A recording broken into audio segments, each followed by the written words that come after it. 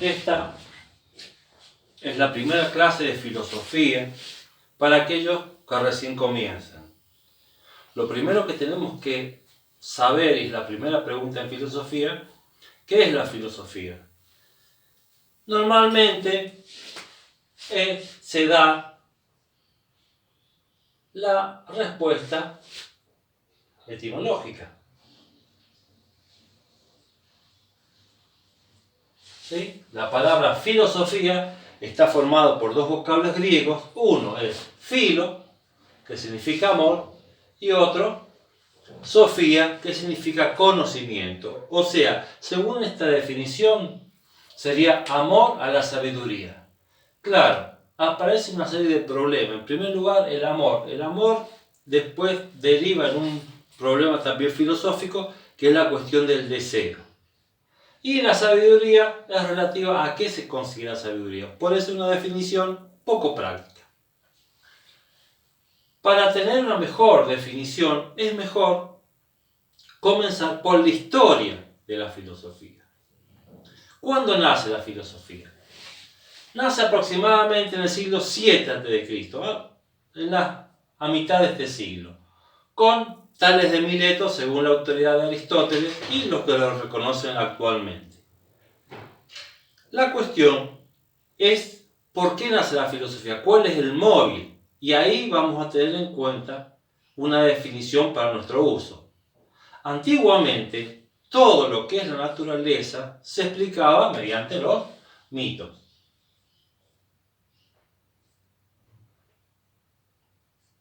Los mitos. Están una serie de mitos. Por ejemplo, nosotros tenemos nuestros propios mitos, para no ir a los mitos griegos.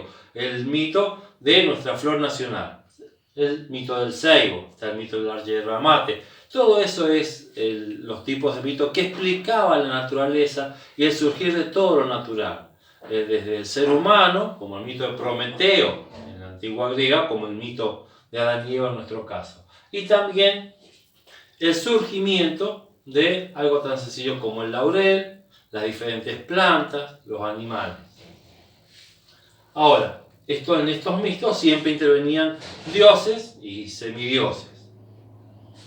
Ante esta explicación se empieza a buscar otra explicación que sea más demostrable, que no apele a estos dioses, semidioses y héroes. Y aparece entonces lo que se denominaron los primeros filósofos, ¿sí? Que tienen dos denominaciones, los presocráticos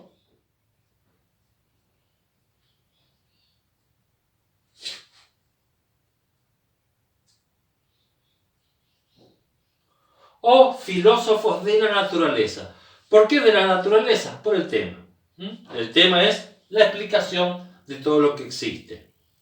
Y aparecen diferentes corrientes, entre las cuales podemos destacar dos, por su conexión con ciertas ideas actuales. Uno está Leucipo y los atomistas, que creían, al igual que ahora, que todo estaba compuesto por diferentes partículas llamadas átomos, y depende de cómo se combinaban, eran lo que formaban. Y Pitágoras es muy importante porque es el primero en tratar de describir la naturaleza mediante el número. Hay otras explicaciones que dan orígenes que, si bien nosotros los tomamos como mito, en ese tiempo eran explicaciones racionales, que son las de los elementos. La película Los Cinco Elementos, en definitiva, se retrotrae a la existencia de los elementos.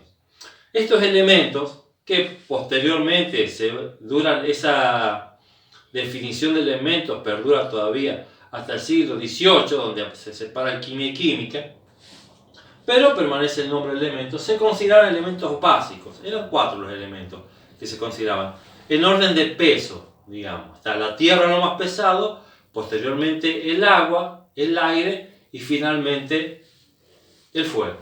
Entonces, respecto a esto, había uno que decía que era el origen de toda la naturaleza, un elemento, 2 o 3 o 4 elementos.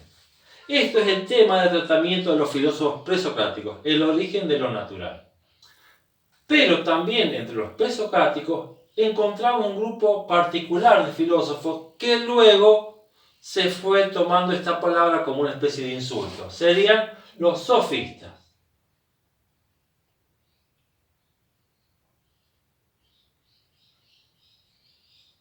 Los sofistas, eso significa sofía, sabiduría, lo que pretenden es enseñar sobre lo social. No toman la naturaleza, sino empiezan a tomar la naturaleza de lo social. Pero los sofistas en realidad eran maestros de oratoria, de retórica, los cuales su punto fundamental era el triunfo en el debate. Recordemos que Grecia era una democracia directa, entonces todos participaban en los debates. Y el que lograba encumbrarse políticamente era el que tenía mejor discurso. No ha cambiado mucho. Entonces los sofistas ya no enseñaban la verdad de algo. Los presocráticos buscaban la verdad del nacimiento de lo natural. Los sofistas no les interesaba la verdad, sino ganar las contiendas. En cuanto a esto, una de las frases más conocidas es: el hombre es la medida de todas las cosas, de lo que es en cuanto a lo que es, y de lo que no es en cuanto a lo que no es. ¿Qué significa esto? Que el hombre decide qué es verdad y qué es mentira. Entonces acá tenemos, entre los presocráticos, los sofistas, que se terminó convirtiendo en un insulto, e incluso a Sócrates, una de las acusaciones que lo llevó a la muerte, fue la de sofista. Entonces acá tenemos que la filosofía es un intento de explicar algo, pero fuera de los límites conocidos hasta ese momento. Entonces, cuando nosotros hacemos filosofía, no es lo mismo que hacer ciencia. Lo que estamos buscando es explicar más allá de lo conocido. Es una definición.